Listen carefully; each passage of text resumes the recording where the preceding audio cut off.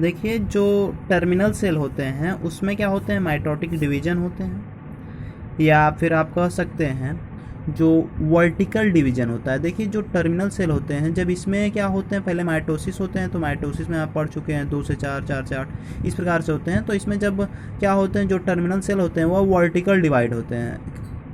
क्या होते हैं, वर्टिकल। तो यह भी क्या होते हैं, 1 से 2 भागों में, देखिए 2 भागों का निर्माण करते हैं। एक क्या है, एम्ब्रियोनल सेल है। तो जो ऊपर वाले आप देखेंगे इस प्रकार से, तो इसको हम बोलते हैं वर्टिकल डिवीजन या अनुलंब विभाजन।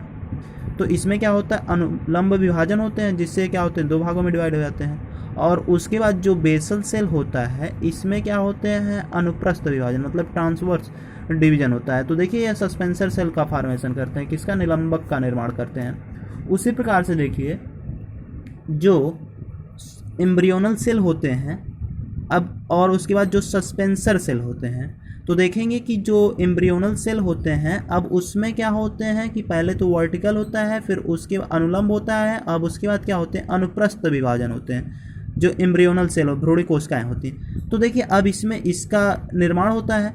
तो इसमें क्या होते हैं, या 2 से 4 सेल स्टेज में, मतलब किसमें, 4 सेल प्रावस्था में का निर्माण करते हैं। उसके बाद देखेंगे तो जो नीचे की जो सस्पेंसर सेल कोशिकाएं होती हैं, एक रॉड लाइक स्ट्रक्चर का मतलब क्या करती हैं, निर्माण करती हैं, जिसमें क्या होती हैं, 6 से 10 कोशिकाएं होती हैं। कितनी कोशिकाएं होती हैं, 6 से 10। तो इसको भी हम बोलते हैं निलंबक सेल। और यहाँ पे देखिए जो एम्ब्रियोनल सेल होते हैं, यह एम्ब्रियोनल सेल ही है, बस इसमें क्या हुआ है, डिवीजन हुआ, इसलिए यह 2 से 4 भागों का निर्माण कर दिया है। और जो एम्ब्रियोनल सेल होती हैं, उसके जो पास की तरफ जो कोशिकाएं होती हैं, सटी हुई होती हैं एम्ब्रियोनल सेल से, उसको हम बोलते हैं हाइपोफाइसिस। क्या कहते हैं, हाइपोफाइसिस। और देखिए जो नीचे की तरफ जो आधार कोशिकाएं होती हैं जो सस्पेंसर सेल की, वो फूल जाती हैं या उभर जाती हैं, जिसको हम बोलते हैं हास्टोरियम, जिसको हम बोलते हैं हिंदी में चूसकांग। तो देखिए अब क्या होते हैं कि जो मतलब 4 सेल स्टेज होती है, फिर इसमें क्या होते हैं, माइटोटिक मतलब क्या होते हैं, माइटोसिस डिवीजन होता है। तो यह 4 सेल से क्या होते हैं, 8 सेल में कन्वर्ट हो जाते हैं।